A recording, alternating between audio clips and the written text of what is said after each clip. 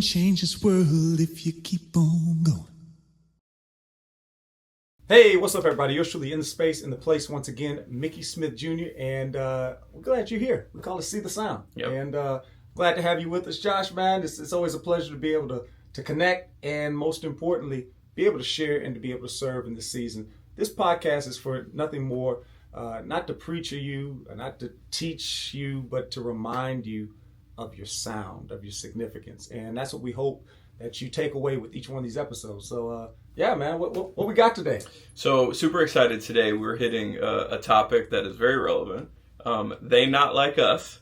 We might have to help the older people understand a little bit what that is. Hey, I'm gonna be honest. It's, I know sometimes it's not great to timestamp stuff, but I'm from Louisiana. There's a lot of controversy right now that certain folks are getting the Super Bowl halftime show, while folks in Louisiana, Lil Wayne, ain't getting it. But we're going to show some love to Kendrick today. We're going to show some love and do the thing, right? It's going to be a good episode. It's going to be a great topic. Before we do that, we're super excited to be on episode 2 and already be able to be partnering with somebody. So shout out to the Teach Better Podcast Network. Super excited to be working with them. They're helping us get this content, this message of continuing to keep on going to more teachers all around the globe. So quick message from them, and then we'll jump right in.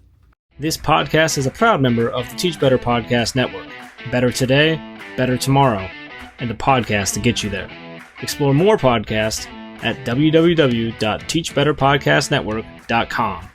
Now let's get on to the episode. So we're so thankful for the Teach Better Podcast Network and partnering with them to reach more teachers to keep on going. So before we get into the topic, we said today's topic was They Not Like Us. Before we get into that, you may be thinking, like, oh, it's been a while since our first episode. Listen. Back to school happened, and that was a busy season, to say the least. If you're a teacher, you know exactly what we're talking about. But I have to ask you, Mickey, I'm sure people are wondering, you're the keep on going guy, you're the motivation guy. How was your first day of school? Crazy. From the standpoint of prior to school, I did, I don't know, it must have been like 30,000 miles across the country, doing professional development in services. Working with leadership teams, administration from every corner of the country, of actually North America. And to be perfectly honest with you, the day before school, I was actually in Chicago. Okay, so I came in, I got my classroom ready, right?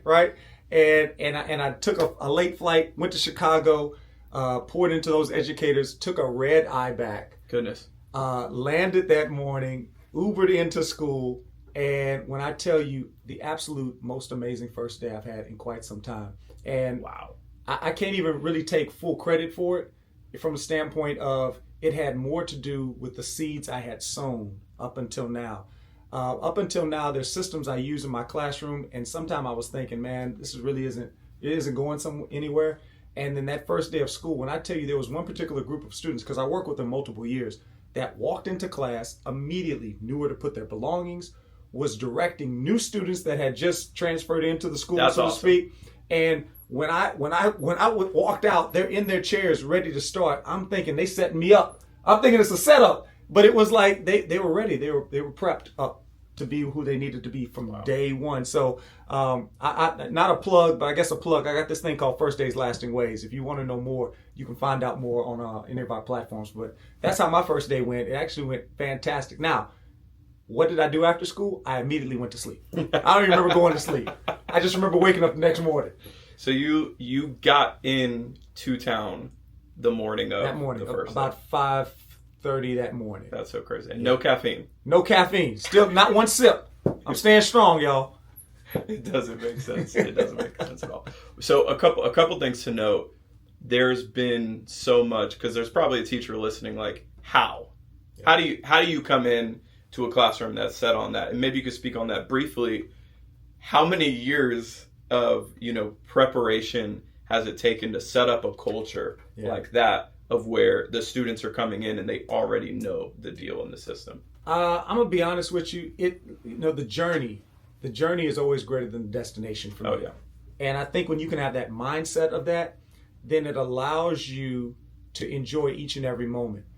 Some people are so fixated on an outcome, they never really get to experience the precious moments in the process. So good. So for me, it's been, I'm gonna be honest, it's been from day one. I've been teaching for over 2 decades now. And the way I see it, Josh, it's like when people build a skyscraper. I'm from a little town that had one skyscraper. And unfortunately, due to the hurricane that hit a few years ago, they actually imploded it this past week. So we lost like our one real skyscraper. But what I learned in that process is anytime you're trying to build something high, you have to dig deep. Like whatever the height is, I think there's something like half of the height is the foundation. Yep. And that's so the wind doesn't blow it down. So how long did it take me? It took me all the time it took me. And I'm grateful for it because with every year, my toolbox expands. But I'm going to be honest with you. There's some folks, they step out of the game before they realize what they're bringing to the game. That's so good. That's so good. And that's not keeping on going. Yeah. That's quitting when the going gets tough. What do you say to the person who's like, Mickey, that sounds great. You had a great day. Don't know how you did it, what energy you created to push through that day. What about the teacher that's like, man, the beginning of the school year has been rough. Yeah. What can I do feeling like I'm at a little bit of a disadvantage to sort of redeem these beginning days that have been tough, student behavior, just feeling like they're behind a little bit? What can they do to redeem the time, and how can they still prepare and make changes in the classroom quickly? Little nuggets that you could give to get those days back, and how can they still go strong and finish the year strong? One of my mentors, the late great guru, Dr. Harry Wong, helped me to understand the power of a map. I think the first thing you can do is think about any good football coach. You know, they go back and they watch film. They're trying to find routines that allow them to get from point A to point B.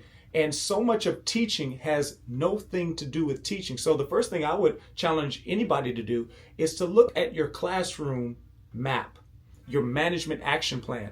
What is the plan of action for a student the moment they walk into a classroom? Because if you can automate, if you can delegate, then you're in an opportunity where you can elevate your experience. But oftentimes we're putting out fires that keep us from actually keeping our flame lit because we're so busy doing the little things that have nothing to do with sparking our passion. Wow. So for me, the first days, I'm going to be honest, if you come in, it has nothing to do with music. Matter of fact, some of the kids even get upset. Some of their parents get upset because they're like, hey, we signed them on for band. I'm like, you just got to trust the process. And for a solid month, especially with my elementary kids, we're not making a sound, so to speak. Nothing that anybody wants to hear. We're working on, okay, how do you come in? What does it mean to do things the band way?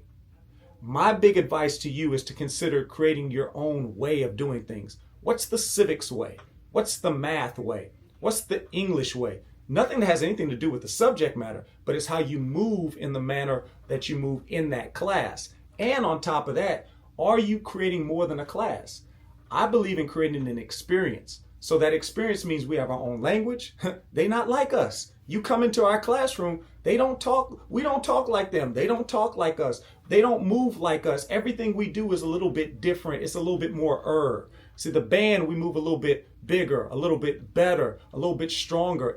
I put a on everything. So what is your Because if you don't have you're going to be walking in error. So that's my big challenge to anybody that's out there today. Ask yourself, even the smallest details, everything should have a map. The way they come in, how do you want it to look? What do you want their actions to be? How do you want them to address you? When we don't give thought to those things, things go bad because when people have to think, they won't. Wow. You're dropping gems. Hey, it's just truth. It's just truth. It's truth. That right there that's such. Take notes. Like, that was such gold. Okay, so we just wanted to give that little segue, talk about the first day. Let's get into the topic. So today we're talking they, not like us. We're going to merge this into sort of 2 different branches, right? The first branch is this idea that's not strictly with teachers, right? This idea that a bad teacher, someone's had an experience with a bad teacher, or maybe a teacher who's not as passionate as you, and now they sort of bunch the whole of teachers and say, all teachers are bad, all teachers aren't passionate, yada, yada, yada, yada. This isn't something that's only teachers. Like, a lot of occupations deal with it. You see cops, something happens, and it's like, oh, they're all the same. And it's a toxic mindset, because the reality is we know that not all of them are like that. And I think, just to read into it a little bit, I think it comes from maybe someone had a bad experience with the teacher that sat at their desk, never talked to them, never built relationship, gave a bunch of worksheets, didn't really build that trust with their students. And that bad experience now they've carried along with life, and they're looking at all teachers and say they're all the same. A couple thoughts on that. So what's your opinion on that mindset that is clearly out there right now, and it's big? So let's go with what's your opinion on it, and then we'll talk after that of what do we do to fix the narrative. Gotcha. So what's your thought when you hear this sort of mindset of, well, they're all the same? Yeah, well, I think that there's truth. There's truth in everything. I'm a man say there's three sides to every coin, right? So when we see somebody and hear somebody saying those things, I believe for the most part it's coming from a place of truth, their experience, like you said before. But there's always more to the story than we can see. The best way I can explain it is this. First off, I don't think there's any bad teachers. I really don't. I think that there are some teachers that do some bad things, that have done some terrible things. But if you knew what it took to become a teacher, when you think about the hours you have to spend, the excessive professional development you have to go to, and you got to go get multiple degrees now more than ever just to hold down a job that the pay isn't reflective of the amount of education that you've invested in. Yeah. I don't think there's many people that start out their journey saying, I'm going to go down this road of possible financial ruin, social outcast, and I'm gonna implode the whole thing. Nobody does that. Yeah. But I think what happens is a slow fade. I think people get into something, and I think people have a love for it, but they fall out of love for it for a lot of different reasons. And I think what happens is you have good people that do bad things, or even maybe say bad things about the profession, but there's no quality to it. I'm gonna share like I share with my students. I do this thing in my class where, retention is a big thing in my class. Oh yeah. Like we got incredible recruitment, but our retention is phenomenal. And I take more pride in retention than recruitment, because anybody can join, but keeping them, that's a whole nother level, right? That's good. And one of the things I tell the kids is I say, I'm gonna be a realist. Somebody's probably gonna quit, right? But here's the thing, they're not gonna quit because it didn't work. They're going to tell you it didn't work. And I show them my phone. It would be like me having this brand new phone, and I say, hoo, hoo. And I do this to the kids. I say, hey, my phone's broke. Does anybody want, and before I can say, does anybody want my brand new phone? They raise their hand. And I say, hey, that's crazy. I just told you it was broke. Mm-hmm. And immediately the kid's like, oh, it ain't broke. You didn't work it right. Mm. And I said, you know what? Band is the same way, and teaching is the same way too. I'm not saying that the problem isn't real. Problems are real, and they're meant to be recognized, but not committed to. I believe it's committing to the solution. So the thing is, it's not that band didn't work. It's not that teaching didn't work. It's that I didn't work it the right way. Wow. Because there's a way to get this thing to be fully operational. And if you don't operate it the right way, we all got grandpa that does it. We all got the great uncle that does. Something's wrong with this phone. Mm-hmm. When the truth of the matter is, nothing's perfect. But this thing can be purposeful. It can be productive if we work it. It only works when we work. And I think that there's a lot of folks out there that are sharing this narrative that teaching doesn't work, when the truth of the matter is we just didn't work it the right way. And everybody's situation is different. Every situation has challenges. Sure. But the question is, what are the solutions going to be? Because our obligation are to kids. And if we have people, the only problem I don't have a problem with people not having a good experience teaching. I don't have a problem with people even being vocal about how bad their experience was. Look, it's real. It's the bell, y'all. Yeah, I don't have a problem with that. What I have a problem with is when people try to talk other people off the ship. Yeah. When people try to talk other people off the island, that's not right, because if not us, who's going to be there for our children? Yeah. Yeah. No one else is coming. And we're seeing that. We talked about episode 1, how there's this movement of literally trying to tell teachers, hey, if it's tough, stop. Yeah. If it's tough, quit. And then what are our students left with? That's beautiful, man. And I think just to add this in there is what we're seeing, and again, this is like with all professions, is that we hear about the stories of the bad experiences, or we see the viral video of a teacher going off on a kid or fighting or whatever, and they highlight those. And those get put on the news channels and the stations, and they go viral. but nobody's talking about the teacher that's been doing it for 20, 30 years, changing lives, building up other teachers. They don't get the virality, and they don't get the platform, and they're not highlighted. So, and I mean that's been a big motivation of mine, and I've even had people call into question, Mickey, are you doing this as a flex, or why are you doing this? Are you trying to get likes on social media and followers? No, not necessarily. I'm just trying to balance. I'm trying to balance the sound. Mm-hmm. You know, there's so much noise out there. I believe that there's some positive sounds that can be made. You know, there's a part of me, I wish my classroom could be televised. Not because I'm so great. There's nothing special about me, to be honest with you. There is something significant about me. And I think if other people could see the significance of teachers, it would do two things. It would put teaching in a brand new light, and it would also invigorate those that are in the profession and allow them to see, oh, like us. Yeah. As opposed to, oh, they not like us. Yeah. And getting that constant, steady stream of individuals that are negative can even make you question yourself, even if you're making a positive impact. You know, I believe love is at the center of everything that I do, which is funny because I don't really see myself as lovable. Like if you're in my classroom, I've had students say he's tough as nails, but they followed up immediately with, but I know he loves us. He cares. And that's the thing, you know, and I tell my kids this in class. I say I love them.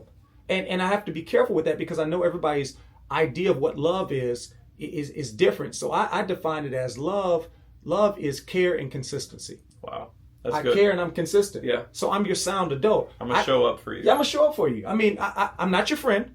Okay, I'm going to be honest. You know, a man of my age does not need a 10-year-old friend. Okay, that doesn't work well for us. I can be friendly. Yeah. I can be friendly, but I tell them all the time, I'm not your friend, but I'm your sound adult. I want to be your mentor. I want to be that person you depend on. You got enough friends, but you ain't got enough Mr. Smith. Like you need Mr. Smith. You need Miss So-and-so. Like these are what our kids are lacking. So it's not about being a perfect teacher. It's not about having all the answers. It's about answering the call. And that's why I do what I do now, because I think now more than ever, we need folks that see these teachers that are firm and fair. Yeah. These people that, wow, That's good. that are phenomenal. Yeah, they're out there. We're out there. There's tons of us. But unfortunately, because of the nature of school and our limitations of showing what the real classroom experience is like, and the mindset we've been brainwashed with as teachers, we've been told, oh, you shouldn't show, that's selfish. No, now more than ever, I understand that influence is the new currency.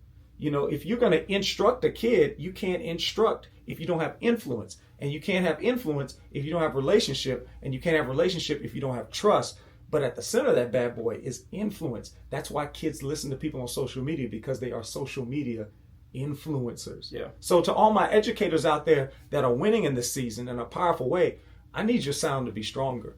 I need your sound to be louder, whatever that means. Maybe it's going out and finding those individuals that you see struggling and pulling them up like a life preserver, you know, or helping those individuals, or being vocal on social media, not about, you know, pay scale or teacher time and all that kind of stuff, not the typical stuff, but just showing the love. Like people need to hear more about the love. You can't argue with love, man. You can't. You just can't. You can't. We don't have enough of that now. That's so good. I know you say it a lot, but one of my favorite things that you say is our students won't care what we know until they know that we care. And there's so much truth to that. So, all right. So the first branch, like we just said, of this "they not like us" talk was this idea that, you know, one bad doesn't equal a whole bad bunch. The second part of it, and we've talked about this a lot offline, is that we're seeing, and maybe that has something to do with it, that conversation, we're seeing the lack of respect for the occupation, for the profession, when in actuality, teachers are the ones that create all other professions. What are your thoughts on, I know that there's been SNL skits, people, it's a shame. Like, I'm ashamed of like this conversation that's happening, especially being friends with someone and seeing how much work goes into it. What are your thoughts on this idea that, you know, it's almost laughable? Oh, you're a teacher and you just get the shoulder. We're posting content and it's getting a lot of attention, and that's great. But we're seeing these comments roll in, and it's people that just genuinely do not have the respect for the profession anymore, and we're seeing it. What are your thoughts on it? How do we change it? Wow. Okay, so I'm gonna give my thoughts, I want to say that I appreciate everybody here. If I'm canceled after this this little tirade, it was a great run. I love y'all. It was a great run, but I'm gonna go ahead and give my thoughts on it. I think it comes from a few things. I think historically early on, and I'll say it, I think it was a woman's profession. And I think because it was a female, centered profession, especially, and look, let me be real clear about this. When I say stuff like this, I'm talking 1800s. I'm talking early 1900s. Yeah. Right? And let's just be real. Let's not go back and rewrite history. Ain't no dudes trying to do a female profession at that time. And you weren't celebrated for that. And as a result, even though the work was there, the pay, the respect was not indicative of what they were doing. It was almost seen as an extension of a housewife. Now, again, amazing, brilliant minds, these women that were some of the first educators. And that's not to say all educators were women, but the predominantly female. And what has happened over the years, it's just been, when strides have been made, it's never made up for the initial gap that was there. Wow. So I think that's there especially when you talk about financial. I'm gonna be honest with you. My first teaching job, I made $27,000 a year. Okay, and look, I'm not that old. I'm not 1972. Okay, I'm just be honest with you. I'm not that old. Okay, I made $28,000. And that was the first moment when I realized, okay, something's wrong, because I have a college degree and I had a master's at the time. Wow. And I'm like, wow. And I got friends coming out with a high school diploma making double what I'm making in a trade or vocation, because I lived in the South and there, it was more industry. Mm-hmm. So I could see those lines a little bit clearer, right? The other thing that I think that happened is, for a long time, there was. I can speak for my grandmother. My grandmother, born in 1910. Okay, particularly in the African American community, there were not an abundance of opportunities for you to go to college, especially in the deep rural South. So I found that a lot of the people that she respected, she called her math teacher a master teacher. Wow. She called him a mathematician. Wow. And I began to understand that a lot of these people that were teachers at that time were brilliant. They could have been working for NASA. Mm-hmm. They could have been working for whatever, you name it. But because of the certain climate of the country at that time, they were relegated to one or two things, maybe a pastor, a preacher, or maybe a teacher. But as a result, in those communities, those individuals were seen with such reverence, because the best and the brightest, you look at a Dr. King. I mean, he was a doctor. Yeah. In the 50s and 60s, a doctor, right? So a preacher was different then, a teacher was different then. But then as time went on and opportunities opened up, some of the best and the brightest elected to go for professions that paid more. Yeah. Going back to that initial problem. Yeah. So now we're diluted. The talent pool is diluted, so to speak. And then as time goes on, people start having poor experiences in school. Mm-hmm. You begin to get these divides in the income bracket, and you have those that have and the have-nots, and the title this school and the title that school, and some places where school was nothing more than a holding tank sometimes. Yeah. Yeah. And when you go through that, you begin to see a teacher as something different than what it was. Then fast forward, these people grow up, and that lack of respect that they often had for the teacher, maybe not the teacher's fault, but the situation that they were in. They don't view it as an elevation opportunity. Yep. They saw it as a holding tank.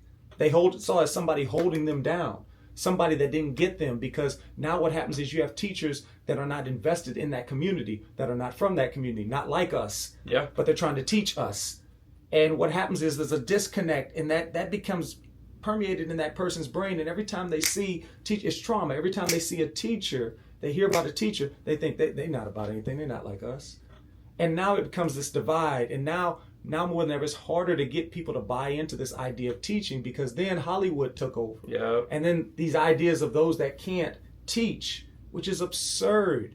I promise you, somebody who can't cannot teach, okay? Only those that can teach. Many times when I see teachers, and there are individuals who are like, man, you could be doing anything. Sometimes it has nothing to do with confidence or competency. Sometimes it has everything to do with that person just wants to, look, I could be honest with you. I could be on stages. I could be performing with whoever I want to perform with. I've toured with individuals, but I love teaching. I'm not here because I can't. I'm here because I can. And unfortunately, that's not a sexy narrative. Yeah, no. It's easy to sell the negative. And the negative is what's taken off. And now I think we've possibly maybe even reached a point of no return in the hearts and minds of a certain generation. Yeah. And it's going to take teachers speaking up on behalf of themselves. And we shouldn't have to, but unfortunately, if you don't, who doesn't? It's going to take individuals such as ourselves to speak on behalf of ourselves and let the next generation know, like my grandmother used to say, that teaching is a noble profession. Because it is. It's nobility. I believe teachers are kings and queens. Yeah. And they hold the door. I always think of that movie like Thor. Mm-hmm. My man held the portal, like you couldn't get in or get out unless he turned the key, the sword. And that's what teachers are. We have the key to the possibility of who you can be. Yeah. You guys are literally changing lives, changing the way students view education. Not sure if you could hear it, but earlier on, there were kids playing, practicing. Yeah. This is not a band period at the time. And this is not a performing arts school. This is just kids that just... Not planned. These are kids coming into the band hall, practicing, working on their craft in their free time. Mm-hmm. They could be doing something else. And I think that says a lot about what you do in creating passion and literally lighting that fire and making kids passionate about what they do. It says so much. So one thing before we sort of land this plane, you're dropping bombs and you're also exposing that it's deeper. It's so much deeper than just face value, these issues and these topics. For people that don't know, and I think this will give and shine a little bit of light onto like what a teacher's actual day looks like, because there's also this narrative of like, okay, a teacher's getting all these holidays off, getting all this time off, getting the whole summer to sit down, getting paid to sit down and relax all summer long. And it's like, no, it's much different than that. What does your day look like, Mickey? And what are some of the hats that you're wearing that people just may not see? What is it, some of it? I'm gonna be honest with you. Like first and foremost, I might say this every episode, but I'm gonna say it. Most teachers are not 12-month contract individuals, right? There are some like in administration, sometimes they're 12-month, but the average teacher is only, their salary reflects 9 months. And what the districts tend to do is they divvy up those 9 months across 12 months. So they're not actually getting paid for the months that they're off. They actually are deferring payments so that they can survive on the months that they are told their services are no longer needed, right? And that's a different narrative. It's almost like you're fired for a few months and you're back. I mean, if that makes you feel better out there, if you watch and you like all these teachers living it up. No. So here's the thing, everybody that's in the dream isn't living the dream. And those are some examples of how maybe what you see is not really what you see. Mm-hmm. There's more to the story. In my case, I realize now that just about every teacher that taught me, they had a life outside of school. So I think it's important that we understand that a teacher's day starts before they're a teacher. Wow. Many of these teachers that are teaching have kids that are school age. Yep. So they're having to wear automatically multiple hats as a parent and as a quasi-parent for their other 250, 500, 600 kids. Big family. Right? So my day starts, to answer your question, usually starts between 4:30, 5 o'clock. No caffeine. No caffeine. Just crazy, right? Crazy about teaching, y'all. I get up that early, and I did that for a couple reasons, because I realized that this job is all consuming, can be, and that if I don't make time, and if I don't have sacred time, I'll lose the time for the things that matter most, whether it's my students, whether it's my family, whether it's my wife, my kids. And that's not to say I'm perfect with it every day, but every day I'm walking out with a level of intentionality to make time for it. So I get up crazy early. I do that to prime. So I get up here, I practice, I plan, I prep. For example, today we have little kids that play fourth grade, they play instruments, and people don't think about the kids have to know where to put their fingers. Yeah. And I only really have them for 15 minutes. I have to teach, my classes are about 40 kids each, and I have to get 40 kids on a set of 6 to 7 different instruments, all doing the right things. So I had these little stickers. Matter of fact, I'll show you. Yeah, let's do it. These little paw stickers. And I took each one of these little paw stickers, and I took each one and I put it on a key, because each one of these keys are not always utilized. And I don't have time for the kids to know which key to use, so I put a little paw so they can figure out where to put their paws. And that way when they come in, they know exactly where to do that. Now, That's to be honest, awesome. that took about an hour and a half today, because I got over 200 students. That's so cool. But that prep time is worth the time Oh, yeah. when they come in and they feel accomplished, because I know what to do. Every time I go to Mr. Smith's class, I'm a winner. Yep. And they don't even understand what it took. There's so many teachers that show up hours early, setting things up so that every day can be a Wednesday, WINS. So that's what I do before I get started. I set up different things like that. I'll do a little practicing. I'll do a little prepping. I'm a person of faith. I do some prayer before I get started, make sure my mind's right. Why? So that when the kids show up, they feel like I'm ready for them. Yep. Because so many times if we don't pour our cup full, we show up and our cup is empty, and you can't pour from an empty cup. From there, I teach a series of classes. I have about 6 classes I teach every day. Also with some extra things. We have some advisory periods and different things that I do like that. But so it's bang, bang, bang, bang, bang all day long. I eat, I gobble down food. I have about 30 minutes to do that, which is really 15. And then at the end of the day, the band hall stays open. I do after school tutoring. Sometimes I have after school detention that I'm charged over. Sometimes I have a bus duty or a car duty.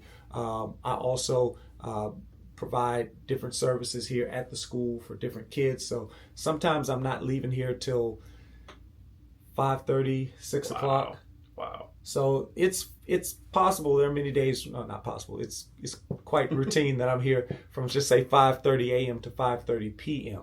Wow. But I'm also building something here Yeah. as I'm new to this area. And as time goes on, I'll be able to take my foot off the gas on some areas. Yeah. But it's one of those things. I love what I do, and I reflect every day. I do reflection. I write down, and I think that's so important. I believe it's important to prep your day, to have a vision and a focus for each day. And there's 3 big things I like to do every day. I'll write down what are the 3 big things I'm trying to accomplish. And at the end of the day, I reflect back and I write down what actually happened. And just by that simple act, I'm able to find a level of fulfillment. There are so many times where I thought everything went wrong, but when I sit down and write, I'm like, wow, I'm not a total loser today. That's so powerful. Yeah. And at the end of the week, my brother-in-law, he's ex-military or retired military, staff sergeant major, salute to all our armed forces. He used to talk about this thing they would do, an after-action review. So at the end of the week, every week, I write down all the wins. I go back and look at all those reflections, and I write down all the wins, and I take the top 5 things. There's never been a week of my life where I didn't have 5 big wins. Wow. So that's how I stay on fire in the midst of the fire. That's good. Well, I think that wraps it up. I have to go back and watch because you said so much, you dropped so much. Again, not a teacher here, but everything that's being said, I can grab it and just apply it to my own life as a dad, a husband, everything. It's incredible. Hope this blessed you. Hope this was beneficial.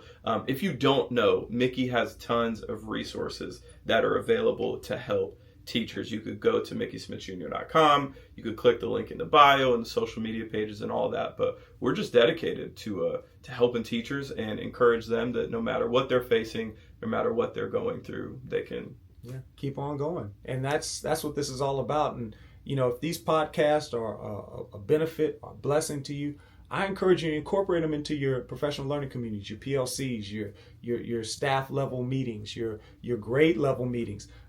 They provide a great positive icebreaker to get the day started and create narrative, and at the same time sharing with your leadership too. And if I could ever be a benefit to you or your school district, don't hesitate. Reach out. That's what it's all about. Our mission is to help you keep on going. And I'll tell you this, whether you're a teacher or not, you're an educator. Yep. Because an educator is somebody that adds value. Wow. And with that being said, we understand that this thing called life, when we look at it that way, it's a class. And the world we live in is our classroom. So do me a favor. Keep on going. Make your classroom sound. Your teaching epic. And I promise you, your legacy will be significant. Until next time, keep on going. See the sound. We'll see you in episode 3. Thanks, guys.